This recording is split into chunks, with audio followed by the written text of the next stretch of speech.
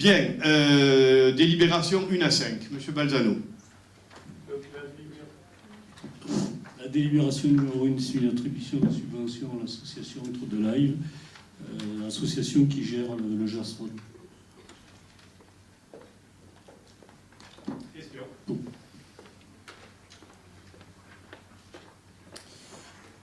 Ça nous paraît beaucoup, sachant que la salle est mise à disposition gracieusement, plus les fluides, un employé municipal et régisseur du son, 70% des concerts sont payants, des boissons et de la nourriture sont vendus. La CPA donne 11 900 € de subvention et le conseil général 12 500 €. Si l'on rajoute les 15 800 € de la commune, on arrive à 40 200 € de subvention. Nous approuvons le principe de l'association, mais nous sommes en période de crise et une subvention de 15 800 € est trop importante. Ça, c'est une première chose. Deuxièmement, Madame Odile Cianarella est une de vos proches. Elle est directrice de la cohésion sociale. Lors de l'Assemblée générale de l'association, le 7 octobre 2014, il a été acté que la future embauche de Madame Anaïs Cianarella, la fille de votre directrice. Voilà, pour ces raisons, nous voterons contre. Dont acte. D'autres questions?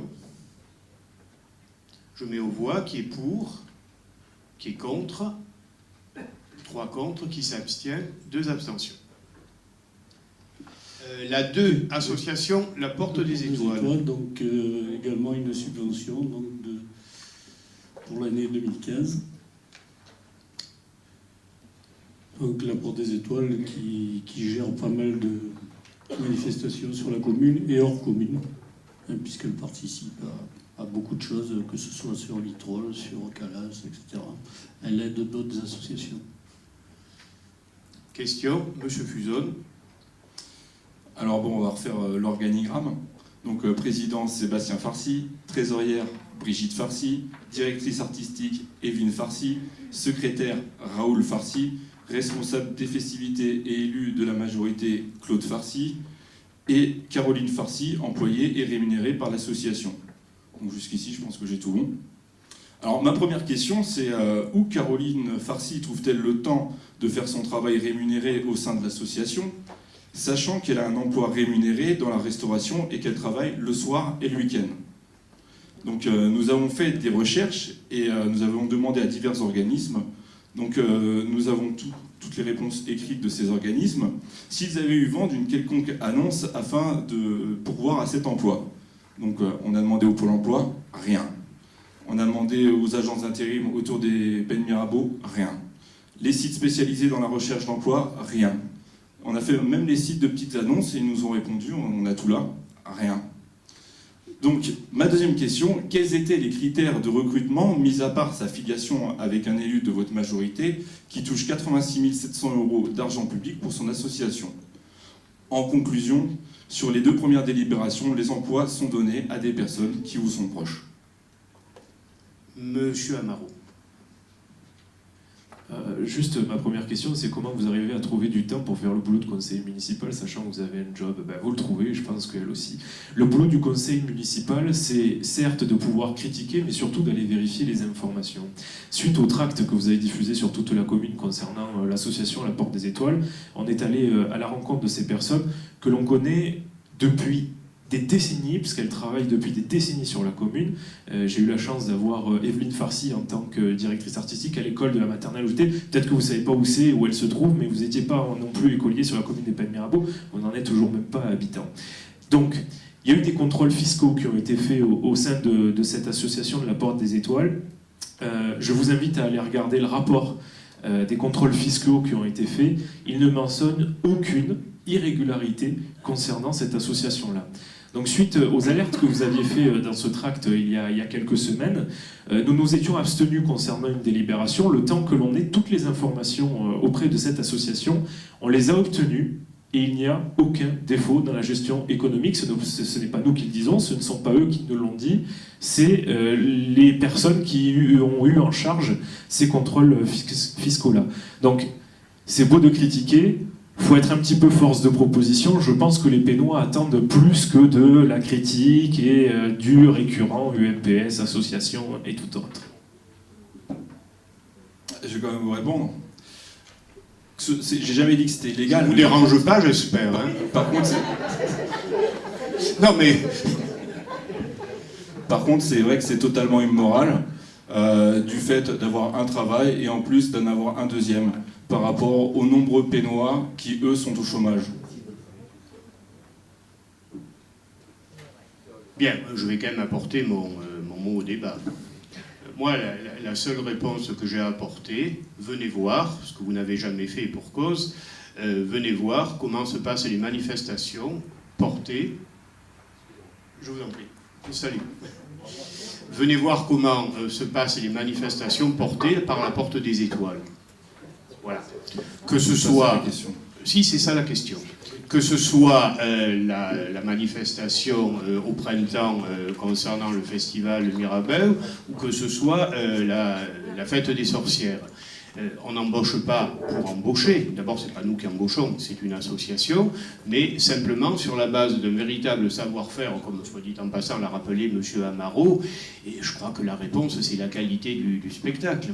Quant aux insinuations que vous portez sur l'aspect juridique, financier ou fiscal de l'association, je suis désolé, mais ça tombe d'elle-même.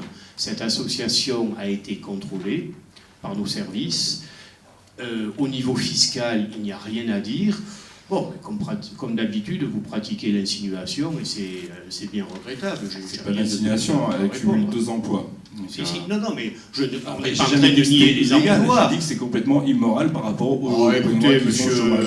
vos arguments UMPS, vous rentrez dans le cadre de la normalisation de votre parti. Aujourd'hui, monsieur Chatillon est mis en examen pour des pratiques d'escroquerie proches de madame Le Pen, et je vous en parle pas. Alors, nettoyez déjà devant votre porte sur de véritables critères légaux. Après, vous pourrez critiquer des manifestations faites en bonne et due forme sur la commune. Monsieur Chatillon n'est pas élu, mais je vous rappelle que monsieur Guérini est mis en examen notamment pour des marchés truqués. Ben voilà, c'est pour ça que voilà. ce sera Et vous, par désormais contre, vous avez été- UMPS FL. Allez, tous dans vous le avez même été sac. élu sur sa liste. Tous dans le même sac. Allez, on passe à Mais autre vous n'avez pas chose. répondu à la question. Je mets aux voix pour la 2, qui est pour, qui est contre, 3 contre, qui s'abstient. C'est beau. La compagnie Mascari pour une convention de résidence artistique. Voilà, donc la délibération numéro 3. Dans le cadre des résidences artistiques que la commune fait avec certaines compagnies, et en contrepartie, nous avons des spectacles à des tarifs intéressants. Des questions, des remarques? Je mets aux voix qui est pour, qui est contre, qui s'abstient, adopté. La 4. La 4, donc, c'est une convention de partenariat avec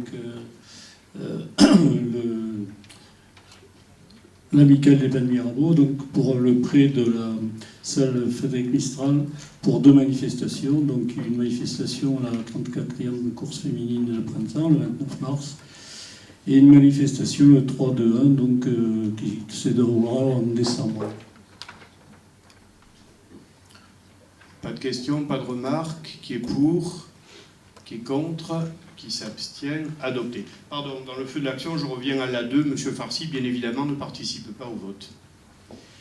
La 5. 5, donc c'est également donc, un partenariat entre le relais SMAT, donc l'assistance sociale Planète Bébé, donc pour le prêt de la salle Frédéric Mistral pour 4 journées donc dans l'année, en dehors bien entendu des week-ends où la salle est souvent louée.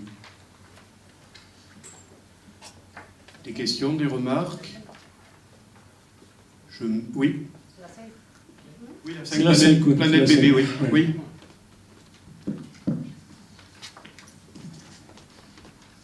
Moi, je voulais vous dire, monsieur le maire, que c'est une super initiative. Bravo. Par contre, il y a qu'une chose, c'est qu'il y a un manque de communication avec les parents, parce qu'il y a des fermetures de crèches. Et vous savez que pour les parents qui travaillent, c'est difficile de se retrouver avec un enfant sur... Alors, c'est vrai que c'est de la formation, c'est vrai que... Mais ce qu'il faut, c'est communiquer aux parents et les prévenir pourquoi est-ce qu'on ferme la crèche. De quelle fermeture vous parlez? En fait, il y a eu une formation il y a une semaine. Ah, vous voulez parler de la fermeture d'une journée de la crèche pour... Oui, oui, pardon. Donc, ça rejoint un petit peu l'initiative de cette délibération, et c'est vrai qu'on... Non, mais j'ai compris. Voilà, on en avait parlé lors des commissions, lors de la commission petite enfance il y a un petit moment. C'est une super initiative, parce qu'effectivement, ça fait longtemps que ce genre de choses aurait dû être fait, parce que ça se fait dans le monde du privé, et ça se fait malheureusement un petit peu moins dans le monde du fonctionnariat. Alors pour quelle raison, je ne sais pas, mais créer une genre de cohésion comme ça entre tous les services des écoles, des crèches de la commune, c'est une super chose. Effectivement, le gros point que nous aurons monté, puisqu'on a eu beaucoup de messages dès le mercredi matin, c'est des personnes qui n'ont pas été mises au courant de cette fermeture le mercredi. Et du coup, la mayonnaise est un petit peu montée sur les crèches ferment, on ne sait pas pourquoi, encore pour faire, on ne sait pas pourquoi. Donc les parents se sont un petit peu montés la mayonnaise tout seuls. Donc effectivement, peut-être pour les prochaines initiatives qu'il faut continuer, prévoir une communication en amont auprès des parents pour que il n'y ait pas des rumeurs qui courent sur des choses infondées. Très honnêtement, j'avais l'idée que la communication avait été faite en particulier par voie d'affichage dans chacune des crèches. Alors peut-être que c'est le cas, non ?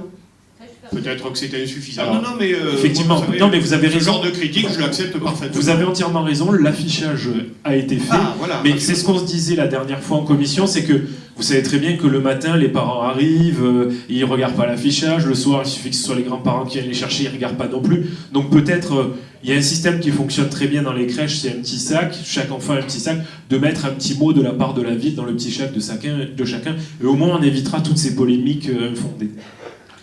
Il faut toujours améliorer ce qui est améliorable. Je vous rejoins. Donc pour la 5, je mets aux voix qui est pour, qui est contre, qui s'abstient. Adopté.